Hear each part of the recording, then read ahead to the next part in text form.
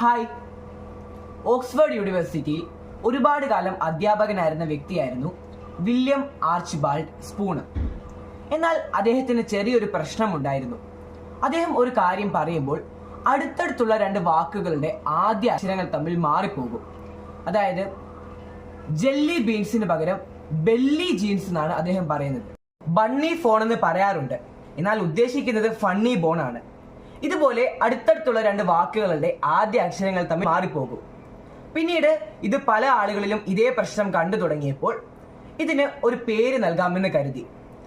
ഓക്സ്ഫോർഡിലെ അധ്യാപകനായിരുന്ന ഈ ഒരു പ്രശ്നം ഒരുപാട് ഉണ്ടായിരുന്ന സ്പൂണറിന്റെ പേര് തന്നെ ഇതിന് നൽകുകയും ചെയ്തു. അതുകൊണ്ടാണ് നമ്മൾ സംസാരിക്കുമ്പോൾ അടുത്തടുത്തുള്ള രണ്ട് വാക്കുകളുടെ ആദ്യ അക്ഷരങ്ങൾ തമ്മിൽ മാറിപ്പോകുന്ന ഈ ഒരു ഭാഷാ വൈകല്യത്തിന് സ്പൂണറിസം എന്ന പേര് വന്നത്. എന്താണ് സ്പൂണറിസം? ഇനി ഇതാരെങ്കിലും മറക്കുവോ?